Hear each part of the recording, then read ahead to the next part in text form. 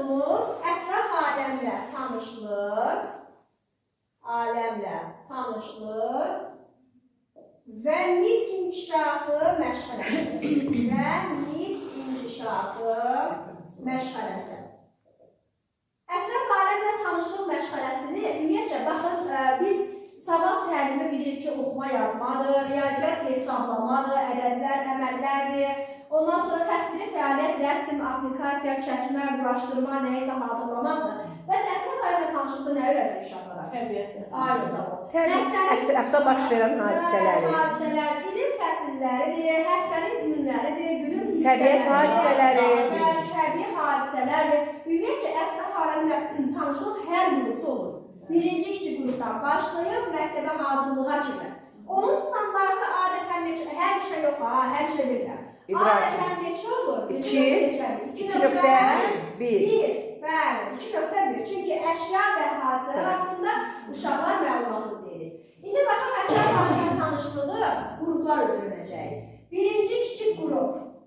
Görək hansı bacarıqları öyrətməliyik? Hansı yaşlı uşaqlardır? 1, 2 və 3 yaşlı uşaqlardır. İkinci kiçik qrupdur da, birinci və ikinci. İkisini birlikdə. Birlikdə bu gedir, birinci, ikinci. Ümumi kiçik qrup kimi yazaq. Kiçik qrup.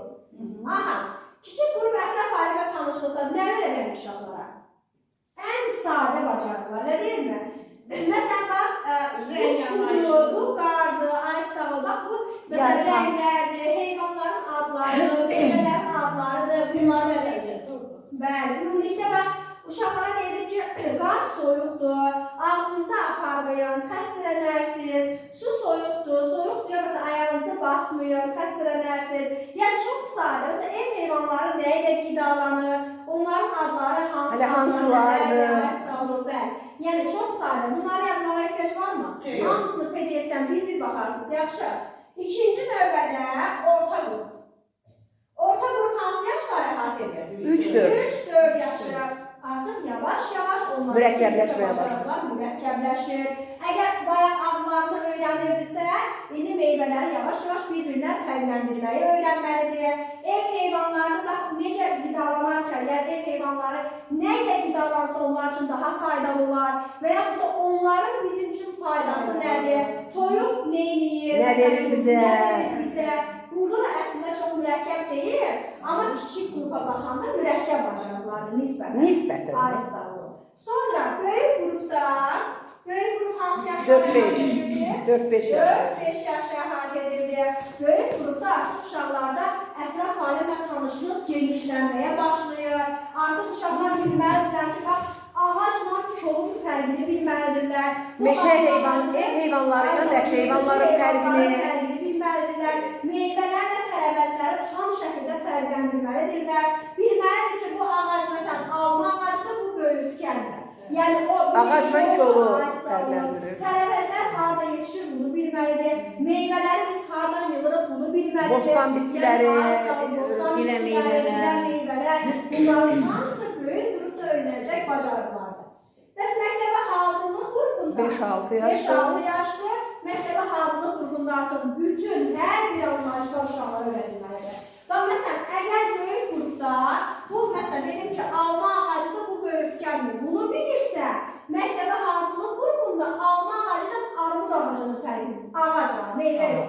Artıq ağacı bağ verməmiş belə, ağacı görəndə o bilir ki, alma ağacıdır, yoxsa armud ağacıdır, yoxsa nar ağacıdır. Bax, bunları bilməlidir. Eyni zamanda, əgər böyük qrupda, əgər böyük qrupda alma ağacı ilə böyütkən ağacını, böyütkəni fərqləndirirsə, indi böyütkənlə gicitkəni fərqləndirməlidir.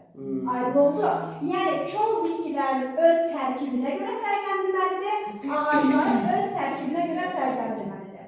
Sonra 4-5 növ ağac adı bilməlidir. 5-6 növ meyvə, 7-8 növ kol bitkiləridir. Ondan sonra heyvanlar, çiçəklərin adını, hansı fəsildə hansı əldiz açır. Sonra fəsillərin bir-birə qarşılıqlı əlaqəsini bilməlidir. Hansı fəsildə hansı hadisələr baş verir. Məsələn, tutaq ki, qar yağması hansı fəsildə, hansı fəsildə uşaqlar çimərliyə gedir. Həmin fəsildə necə geyinməliyik? Necə geyinməliyik, bəli. Hamısı aiddir məktəbə hazırlıq qruplarına. Aydın oldu? Bəs inkişafı məşğələsindən nə bilməliyik? Nitq inkişafı məşğələsi rahatdır. 3 metod əsasında aparılacaq. Nitq inkişafı metodu uşaqların düzgün şəkildə sözləri tələffüz savab təlimi deyil ha. Sadəcə olaraq ətraf aləmlə tanışlıqda nə öyrədirəmsə, onu düzgün şəkildə öyrətməliyəm. İfadə etmək. Bəli, düzgün şəkildə ifadə etməyi öyrətməliyəm və bunu da 3 üsulda öyrənirəm. Birinci növbədə əyani metodlar, ikinci şifahi metodlar, üçüncü isə praktik metodlar. Əyani metod siz bilirsiniz də, nə idi əyani metod? Bunları öyrənəndə əyani vəsaitlərdən istifadə olunaraq meyvəni gətirib göstərirəm, şəklini göstərirəm, illüstrasiyadan istifadə edirəm, demonstrasiyadan, nə demonstrasiya? Video çarxları, illüstrasiya şəkilləri istifadə edirəmsə bu əyani metod. Şifahi metodda əlimdə əyani vəsait yox. Danışıram sadəcə. Sadəcə uşaqlara danışıram şifahi şəkildə. Bunların faydasından danışıram, adlarından. Praktik metod isə artıq uşaq nə edir? Gedib göstərirəm. Onu artıq bəli. Ekskursiyalarda, gəzintidə, ətrafında. Ay sağ ol, tətbiq edilməsin. Bəs